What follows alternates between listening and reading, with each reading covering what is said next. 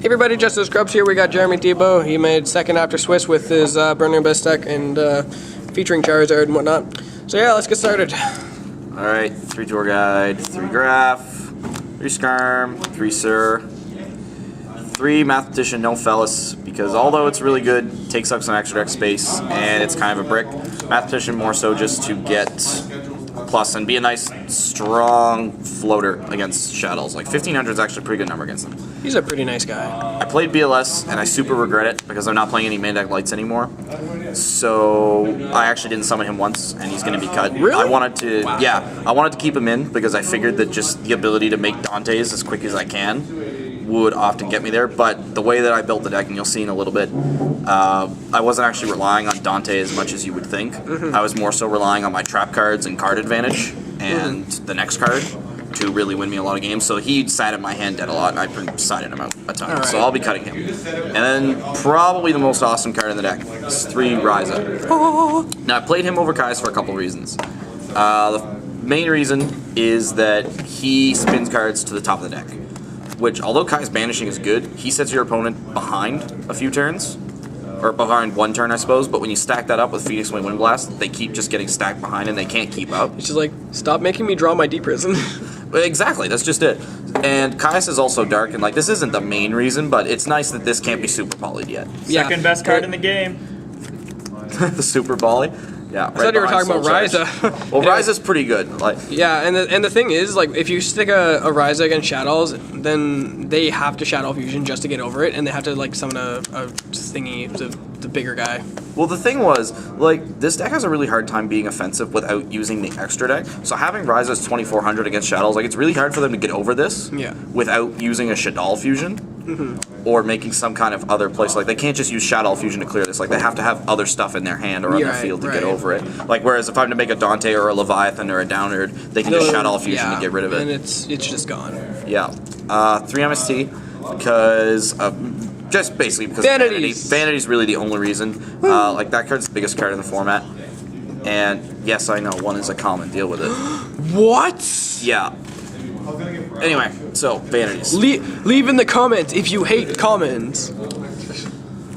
Anyways. Book of Moon. So, this card does some interesting things. I don't know if I necessarily like it in Shadows or Satellanites, but in this deck it has a very, very good use of being able to prevent 2 things post-side.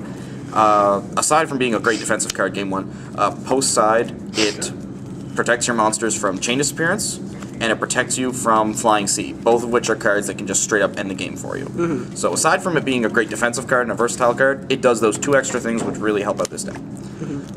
Foolish Burial. This card's good to get you online and get you going. Gets an extra level 3 out onto the field, where normally you might have to normal summon it from your hand. Instead, this special summons it. So, like, if I have this, a Burning Abyss monster, in Tour Guide, I can Foolish the Burning Abyss monster. I can Foolish a Graph, get 1, special summon 1, and, like, make an Alucard or something, try and bait the back row, and then I still have Tour Guide normal summon available for that turn. And of course, the great play of Foolishing a Graph, getting a Skarm, and then tributing it for a Monarch. All being able to do that in the same turn without having any setup prior is very, very strong. It's a very strong card. Then for the traps, so for the one-ofs, I'll talk about this for a second. Compulsion, Warning, not really much to say about them. Both very, very strong cards. And I don't play Soul Charge either, because I think that card is booty. Because You didn't 2 weeks ago. Well, yeah, things change though. Like, the deck improves as time goes on, because when you're playing Soul Charge in a deck with a bunch of level 3s, like, the rank 3s don't do anything when you Soul Charge them. Like, the rank 3s, the only way they get advantage is through attacking. Yeah. So you have to be able to attack to actually make good use of them. So Bottomless was something that I just put in, like, within the last few days or so, because I'm not playing Soul Charge, so I need a way to counter Soul Charge. And a great way to counter Soul Charge is to use Bottomless to get rid of all the monsters for free. And this also gets rid of BLS, extra deck monsters, and Lila and Radiant. Like, against Shadows, Which are just so annoying. If I'm playing against, like, Lightsworn Shadows, and I have this set going first, and they summon Lila or Radiant, hitting their Bottomless is really, really powerful, or hitting their Lila or their Raiden is really powerful, because it prevents them from getting deeper into their deck, and it removes it from the graveyard, so that they don't have access to it for a Chaos monster. Yeah, which is just fantastic. I played it for the exact same reason. Yeah, it was, and it put in a lot of work. Another one that I played was Wiretap. This was my 40th card, so, like, I'm not entirely sold on it. The only reason I play it was really because I could not find a 40th card better that I wanted to play in it, and I wanted to have 3 of these sided for the Satellarknight matchup, as I'll talk about a little bit later. It did some really cool things, like it negated some breakthrough skills, and it negated Shadow Games 3 times, which was very beneficial for me, so I might keep it in there. 3 Wind Blast, which is Burning Abyss. 3 Vanity's Emptiness, because it's like the strongest trap card in the format. 3 Breakthrough Skill. Stops Windas from the graveyard and stops Dweller. Dweller is actually a really big problem for this deck, but having this be able to negate something and then protect you from Dweller or Window later on is very good. And I don't play Phoenix Chain because Phoenix Chain doesn't get 2 uses, and Phoenix Chain's a continuous card. Yeah, and a lot of people are main decking MST for Vanity, so it'd just be really bad.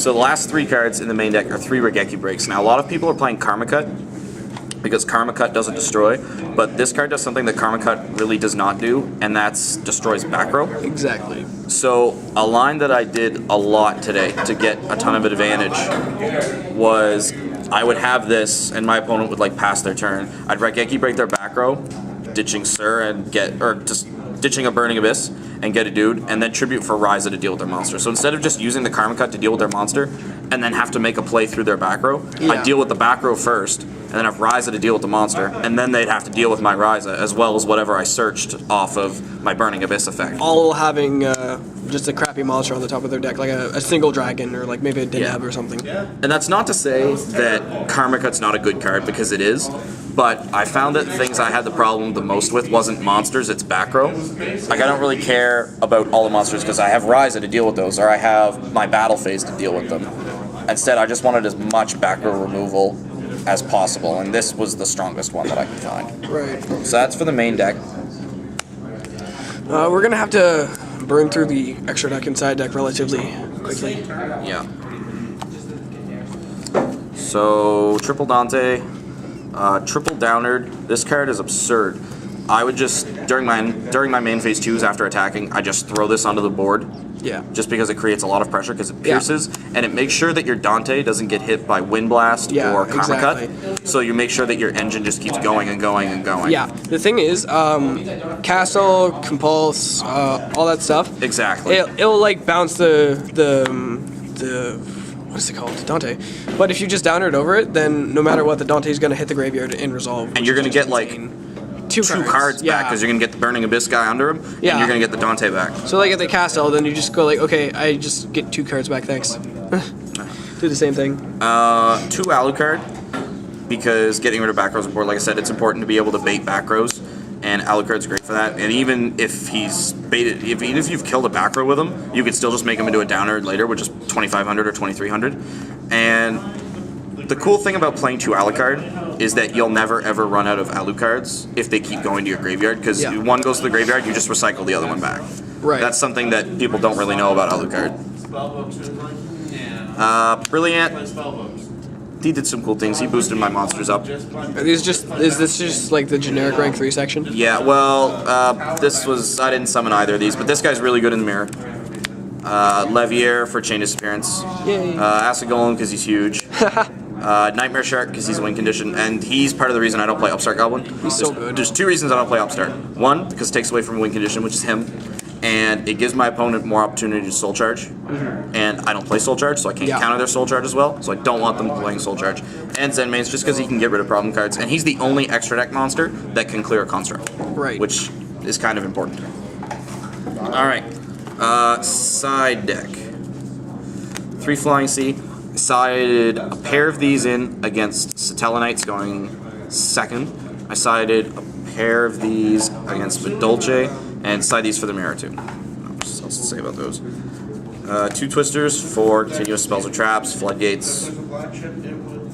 Gramwol, I sided this for mainly for Shadows. This is an easy way to deal with Winda and Construct that wasn't a light or dark monster. 2 Chaos Trapple. I sided this going first against the mirror and all the time against Satellarknights, because being able to hit Deneb and banish it from play is huge against that deck, because it just stops it in its tracks. And it's kind of the same against the mirror, like you banish their guy and it just stops them. I mean, it costs 2,000 life points, but I'm not playing Soul Charge, so life points are, like, I have life points to spare. Right. Then the card that wins me a ton of Shadow matchups is Creature Swap. So with this card, if they have a Winda or a Construct up, I can deal with their Winda or Construct without giving them back Fusion. Like, they would either have to have a second Fusion, or they have to have a way to deal with their own Winda or Construct.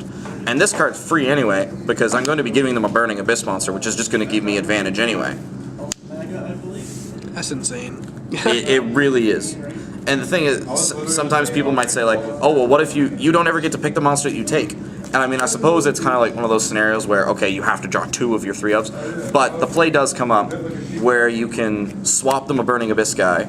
They have 2 monsters and you want one specific one. You could swap them a Burning Abyss guy, you get their guy, the Burning Abyss guy goes to them, the Burning Abyss guy dies, and then you use your second creature swap to actually get the guy you want. Yeah, didn't that happen on video? It didn't happen on video, but it happened in a top 4 match at Locals a couple weeks ago. My guy had Squamata and Winda, and I had a Burning Abyss, and I swapped them twice so I could have the Winda and he had the Squamata. Nice. 2 wiretaps. This is for Satellanites. Its main purpose is for negating Alpha, but really, that deck wins through trap cards, and the only way this deck loses is through back row. So, or Soul Charge, I guess. So you use this to deal with Alpha, because that's only the really card I'm afraid of in that matchup. And it's a great way to counter it, because they have to tribute their guys a cost, and this just puts you so far ahead if you resolve it. Yeah. And the last 2 cards in my side deck were a pair of Mobius, also for the Satellite matchup, just to deal with back row, because I don't really care about spinning their monsters to the top of the deck, where I could just tribute a monster, blow up both their back row, and then attack over the monster. Alright. Would you change anything about the deck? Drop BLS. I'm not sure if I'd play Grand Mulligan or not. Like, he was cool, but he was a competing normal summon in my hand a ton. So I don't know if I play him again in the future. And I was signing Creature Swap against the Mirror for the longest time, and maybe it's just because people around here have gotten used to the fact that I'm signing it. So they're not signing Flying Sea against me anymore, because that was something I used to do with the Mirror. I'd swap them back their Flying Sea. I might not do that anymore, but this card is still really good against Shadow. Alright. So, Jeremy T-Bone from the Brady Bunch. Do you have any last words on the deck? Nope, deck is really good. The new Synchro is really awesome, so I'm pumped for him. But this build was really solid. Like, no Soul Charge, no rank up, no Supply Squad. Like, those cards are just garbage because they require you to have a certain field established in order for them to actually be any good. Yeah. And they're just sit dead in your hand doing nothing. They don't actually get your engine going. The way I wanted to build this was so that every card could at least do something on its own. Or if, like, it's the case where the card doesn't do something on its own, it's worth the investment. Like, obviously, Wing Blast and Raigeki Break, they don't do anything on their own, but they're so powerful, they're worth the investment of having to wait to have a monster discardable in hand. Or Ryza, he's worth having to have a monster to tribute for what he does for the deck. Between him and Wing Blast, setting your opponent back so many turns. I thought the same case was with BLS, but it just wasn't. Alright. So, that's the deck. We definitely hope you enjoyed. That was a really good deck profile. But, yeah, if you liked it, remember to like, comment, and subscribe for more content similar to this. Peace.